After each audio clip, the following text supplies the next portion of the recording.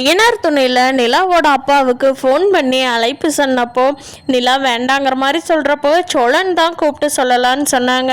ஆனால் சோழன்கிட்டயே நிலாவோட அப்பா ஏமாப்பில் 2 நாளைக்கு அப்புறம் வச்சுக்கிட்டு இப்போ அதுவும் பீகாரில் வச்சுக்கிட்டு கூப்பிட்றீங்களே, சும்மா சொல்லணும்னு கடமைக்காக சொல்கிறீங்களா அப்படின்னு கேட்க சோழனுக்கு முகமே வாடி போயிடுது. நிலா கூட பேசிட்டு நிலா கூட எப்போவுமே நல்ல விதமாக பேசுவார் அவங்க அப்பா. ஃபோனை வச்சதுக்கப்புறம் ஏன் சோழன் முகமே வாடிருச்சு, அப்பா எதுவும் சொன்னாரா அப்படிங்கிறாங்க. ஆமாம் நிலா, நம்ம ஏதோ வேணும்னே அவருக்கு லேட் ஆகி தகவல் சொன்ன மாதிரியும் அவர் வரக்கூடாதுன்னு நினச்சி சொன்ன மாதிரியும் சொல்கிறாரு நிலா அப்படிங்கிறாங்க. பரவாயில்ல விடுங்க சோழன், நான் தான் வேண்டான்னு அப்போவே சொன்னேன், நீங்கள் தான் மரியாதைக்காக சொல்லணும்னு சொன்னீங்களே, இப்போ அதனால தான் நான் வேண்டான்னு சொன்னேன் அப்படிங்கிறாங்க. அது மட்டும் இல்லை நிலா, உங்கள் அப்பா வேறு என்ன சொன்னாருன்னு தெரியுமா அப்படிங்கிறாங்க. என்ன சொன்னார் சோழன் அப்படிங்கிறாங்க. உங்கள் அப்பா ஏமாப்பிள்ள நிச்சயத்துக்கு ஏதாவது கடைசிக்கு ரிங்காவது போடணும், அதாவது போடுறீங்களா, உங்கள்கிட்ட காசு இருக்கா, எதுவும் நாங்கள் இது கொடுக்கணுன்னா சொல்லுங்க மாப்பிள்ள, நான் உங்களுக்கு அமௌண்ட் அனுப்பி விடுறேன் அப்படின்னு கேட்டார் நிலா அப்படிங்கிறாங்க. பார்த்தீங்களா எங்கள் அப்பாவுக்கு எவ்வளோ தூரம் அவர் காசு வச்சுருக்கிறாருன்னு நினச்சா நம்மக்கிட்ட அப்படி கேட்பாரு, நம்ம அவர்கிட்ட கேட்டோமா என்ன, இதுக்கு தான் சோழன் நான் சொல்ல வேண்டான்னு சொன்னேன் அப்படின்னு சொல்கிறாங்க.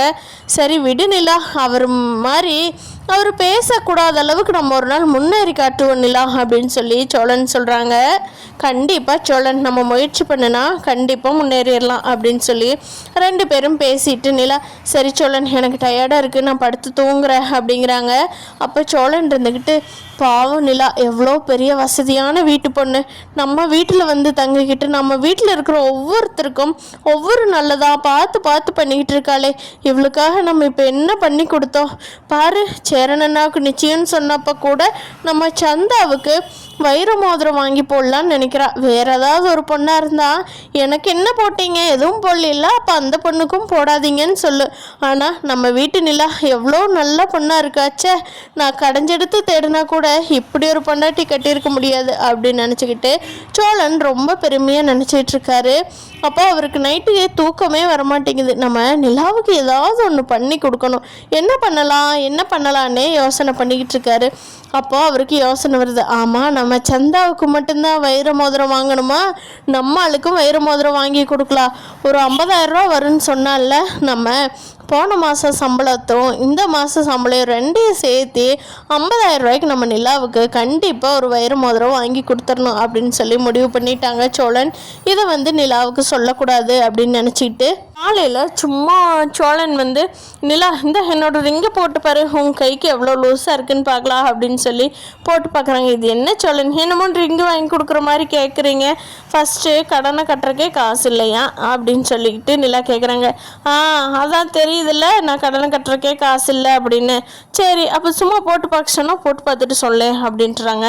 நிலா உன் கை விட என் கை எவ்வளோ பெருசாக இருக்குது, சரி நீ சந்தாவுக்கு வாங்க போவோமே, அதனால சும்மா கேட்ட நிலா அப்படிங்க, இந்தாங்க போதுமா, போட்டு கட்டிட்டேன் போதுமா அப்படின்னு காட்டிட்டு நிலா எப்பவும் போல அடுத்த வேலையை பார்க்க போயிடுறாங்க.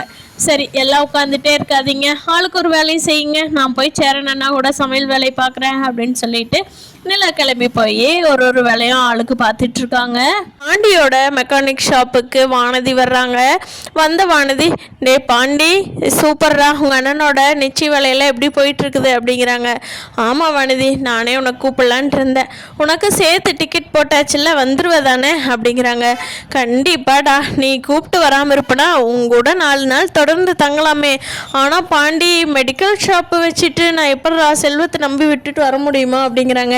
அதான் கேமரா இருக்குல்ல வானதி, அதில் அப்பப்போ நம்ம 2 பேருமே பார்த்துக்கலாம், செல்வம் பார்த்துக்குவா, நம்பிக்கையான பையனாக தானே இருக்கிறான், அதனால் தைரியமாக விட்டுட்டு வரலாம்.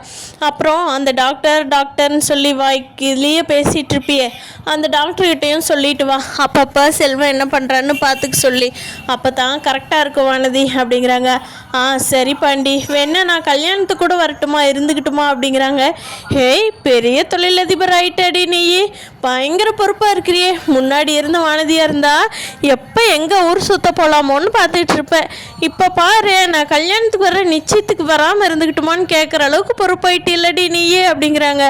ஆமாம் பாண்டி, நான் பாட்டுக்கு ஜாலியாக சுற்றிட்டு இருந்தேன், நீ பிடிச்சி எனக்கு ஒரு மெடிக்கல் ஷாப்பு வச்சு கொடுத்துட்டு இப்போ பொறுப்பாக இருந்தாலும் திட்டுற, பொறுப்பாக இல்லைனாலும் திட்டுற, நான் என்னடா பண்ணட்டும் அப்படிங்கிறாங்க. சரி சரி வா வா நிச்சயத்துக்கு போயிட்டு வரலாம் அப்படின்னு சொல்லவும், சரி பாண்டி போகலாம். சரி நான் வீட்டில எல்லாம் சொல்லிவிட்டு ரெடி ஆயிடுறேன், எந்த ட்ரெஸ் போடலாம் என்னென்னு நான் எடுத்து வச்சுட்டு ரெடி ஆயிடுறேன்டா அப்படிங்கிறாங்க. சரி சரி போடி போடி எல்லாம் பார்த்துக்கலாம் அப்படின்ட்டுறாங்க. என்ன டிஃபன் பண்ணலான்னு பேசிக்கிட்டு இருக்கிறப்போ நடேசன் எப்பயும் போலயே இட்லியும் கறி குழம்பும் வாங்கிட்டு வந்துடுறாரு. இதை பார்த்த எல்லாத்துக்குமே சந்தேகம் ஆயிடுது.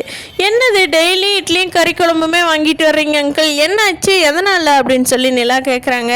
ஒன்றும் இல்லைம்மா, அந்த கடையில் நல்லா இருக்குதுன்னு நான் சாப்பிடுவேன், அதனால் வாங்கிட்டு வர்றேன்மா அப்படின்னாங்க. அதுக்கு பாண்டி சொல்கிறாங்க, ஏங்க அதெல்லாம் ஒன்றும் இல்லைங்க, நான் இந்த 4 நாளாக பார்த்துட்டு தான் இருக்கிறேன். அந்த கடை வச்சிருக்கிறது ஒரு அம்மா லேடி, அந்த அம்மா கிட்ட போய் சிரிச்சு சிரிச்சு சிரிச்சு சிரிச்சு பேசிகிட்டு இருக்காருங்க இவர், அதனால தானுங்க நம்மளுக்கு இட்லியும் கறி குழம்பும் வருது அப்படிங்கிறாங்க. என்ன அங்கிள் சொல்கிறாங்க பாண்டி அப்படிங்கிறாங்க. தெரிஞ்ச பொண்ணு தாம்மா, நல்லா ஸ்கூலுக்கு போகிறப்போ வேலைக்கு போகிறப்போ எல்லாம் பக்கத்து பக்கத்து வீட்டில் இருந்தோம்மா, அது இன்னைக்கு கடை போட்டிருக்குது, சரி நம்மளும் சாப்பிட்டு அப்படியே உங்களுக்கும் வாங்கிட்டு வரலான்னு வாங்கிட்டு வந்தோம்மா. ஏண்டா உங்களுக்கு இந்த கறி குழம்பு இட்லி நெசமாக பிடிக்கலன்னு சொல்லுங்கடா, பிடிக்கலன்னா நான் இனிமேல் வாங்கிட்டே வரலடா அப்படின்னு கேட்கவும் சேரன் சொல்கிறாங்க, அப்பா நல்லா தான் இருக்குது, நீங்கள் இத்தனை வருஷமாக இல்லாமல் இப்போ வாங்கிட்டு வந்தால் கேட்கத்தானே செய்வாங்க அப்படிங்கிறாங்க சேரன். சரிடா வேண்டான்னா சொல்லுங்க, நாளையிலிருந்து வாங்கிட்டு வர மாட்டேன். சரி அந்த பிள்ளைக்கு வியாபாரமாகிட்டு நீங்களும் பாவம் செலப்பில் என்ன வேலை செய்வீங்கன்னு தான் வாங்கிட்டு வந்தேன்டாங்கிறேன். சரிப்பா நாங்கள் சாப்பிட்டுக்கிறோம் அப்படின்னு சொல்லி சேரன், எல்லாம் பிளேட் எடுத்துகிட்டு வாங்கடா சாப்பிட்லாம் அப்படின்னு சொல்லிடுறாங்க. சாப்பிட்டு எல்லாருமே தூங்க போயிடுறாங்க. அப்போ சேரனும் கார்த்திகாவும் ஒரு பயங்கரமான, அதாவது கல்யாண மேக்கப்பில் ஒரு கோயிலில் நின்றுட்டுருக்காங்க. அப்போ எல்லாருமே சந்தோஷமாக பக்கத்தில் எல்லோரும் நின்றுட்டுருக்கிறப்போ கோயில் ஐயர் சீக்கிரமாக தாலி கட்டுங்கப்பா டைம் ஆகுது அப்படின்னு சொல்கிறாங்க. அப்போ சேரன் கார்த்திகாவோட கழுத்தில் தாலி கட்டுறாங்க. இதை பார்த்த கார்த்திகாவோட அம்மாவுக்கு அப்பாவுக்கு மாமாவுக்கு எல்லாருமே பயங்கர சந்தோஷம். இங்கே சேரன் வீட்டில் இருக்கிற எல்லாருமே சுற்றி நின்றுக்கிட்டு அவ்வளோ சந்தோஷப்படுறாங்க.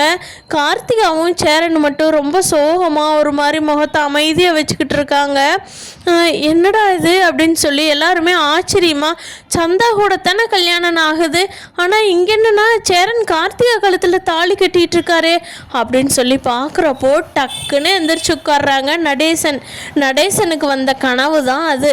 ஐயோ இது என்னது, நம்மளுக்கு எப்போவுமே கனவு வந்தால் பழிச்சிருமே, இது என்ன இப்படி நடக்குது, சேரனுக்கும் கார்த்திகாவுக்கும் கல்யாணம் நடக்கிற மாதிரி கனவு வருது, இது நல்லதுக்கா, சந்தா கூட நிச்சயம் வேற பண்ணலான்ட்டு இருக்கிறோமே, இது என்னன்னு உனக்கு ஒன்றும் புரியலையே.